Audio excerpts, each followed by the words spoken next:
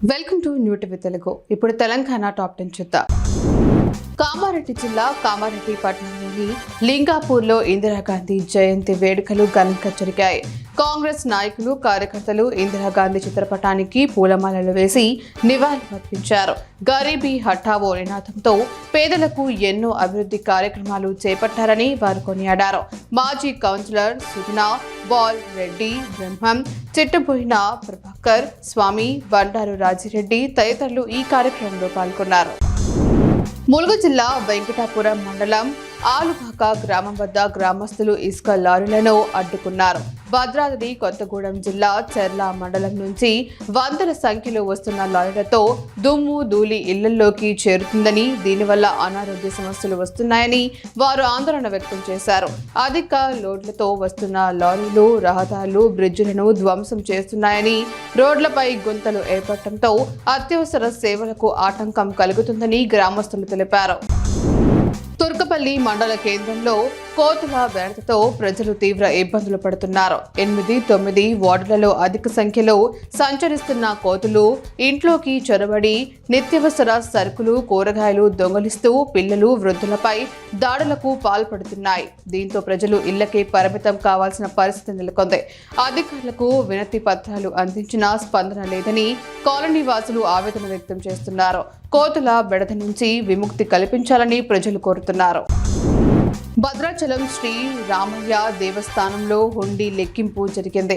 భక్తులు సమర్పించిన నగదు, బంగారం, వెండి వంటి విరాళాలతో నిండిన హుండీలను ఆలయ ఈవో దామోదర్ పర్యవేక్షణలో పూర్తి పారదర్శకతతో ఉద్యోగులు లెక్కిస్తున్నారు.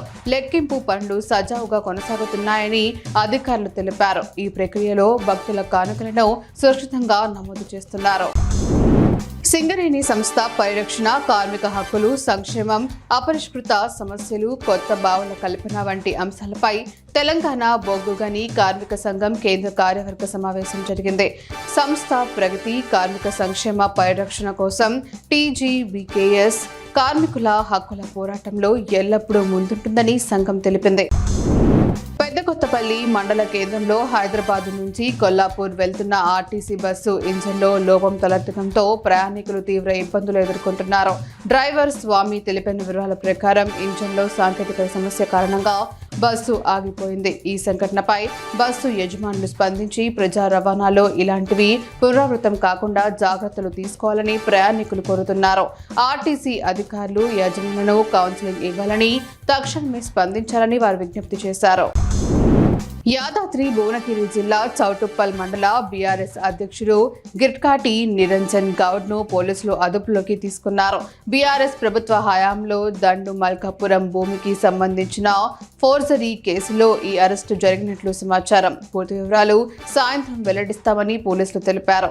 ఈ నేపథ్యంలో బీఆర్ఎస్ శ్రేణులు ఆందోళనకు సిద్ధమవుతున్నట్లు తెలుస్తోంది. పూర్తి వివరాలు ఇంకా తెలియాల్సి ఉంది. గరీబీ హఠావో నినాదంతో దేశంలో సంస్కరణలు తీసుకొచ్చిన ఘనత దివంగత ప్రధాని ఇందిరాగాంధీకే దక్కిందని కాంగ్రెస్ సీనియర్ నాయకులు ఎంబడి రాజేశ్వర్ పేర్కొన్నారు. ఆమె జయంతిని పురస్కరించుకొని స్థానికంగా విగ్రహానికి పూలమాలలు వేసి నివాళులు అర్పించారు. ఇందిరాగాంధీ ప్రధానిగా ఉన్నప్పుడు దేశం అనేక రంగాలలో అభివృద్ధి చెందిందని, కాంగ్రెస్ హయాంలోనే అన్ని వర్గాలకు న్యాయం జరుగుతుందని ఆయన అన్నారు. కామారెడ్డి జిల్లాలో చలి తీవ్రత గణనీయంగా పెరిగింది. జిల్లా కేంద్రంలో విపరీతమైన చలి వణుకు పుట్టించింది. దట్టమైన పొగమంచుతో కామారెడ్డి పట్టణంలో రోడ్లు కనిపించినంతగా మంచు కమ్ముకుంది. దీంతో వాహనదారులు, పాదచారులు ఇబ్బందులు పడ్డారు. మంచు పొగ ఉన్న సమయంలో నెమ్మదిగా వాహనాలు నడపాలని, అత్యవసరమైతే తప్ప ప్రయాణాలు చేయవద్దని పోలీసులు సూచించారు. వనపర్తి జిల్లా పెబ్బేరు మండలం ఈర్ల దిన్నెలో ఇందిరమ్మ ఇంటి గృహ ప్రవేశాలకు ఎమ్మెల్యే తోడి మేఘారెడ్డి హాజరయ్యారు.